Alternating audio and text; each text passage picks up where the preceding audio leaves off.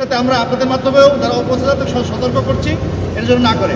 একই সাথে সাথে আমরা নির্বাচন কমিশনকে বারংবার বলেছি যে এই ধরনের অপপ্রচার যদি বন্ধ না করা হয় তাহলে নির্বাচন করার যে সুষ্ঠু পরিবেশ সেটা নষ্ট হবে। তো আশা করি বাংলাদেশের প্রশাসন, ডিবি, নির্বাচন কমিশন তারা সকলে মিলে একটা কার্যকর ব্যবস্থা নেবেন। আগামী নির্বাচন সুষ্ঠুভাবে হবে, এটা আমাদের প্রত্যাশা।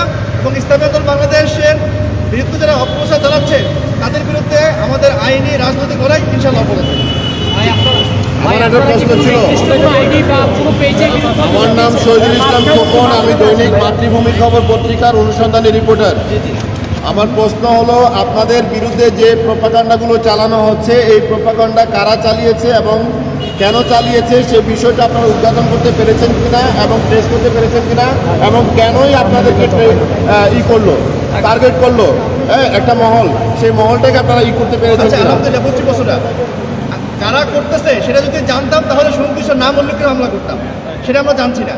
কিন্তু এখানে একটা বিষয় কাকতালীয় হওয়ার সম্ভাবনা আছে, সেটা হলো যে আমরা একটা নির্দিষ্ট সমঝোতা ছিলাম, সেই সমঝোতাটা থেকে আমরা যখন চলে আসছি বা সমঝোতাটা সাস্টেন করে নাই তখনই অপপ্রচারটা বেড়েছে বলে মনে হচ্ছে। তবে আমরা দায় দিতে চাই না, আমরা অফিসিয়ালি বিষয়টা কাকতালীয় বলে মনে করি।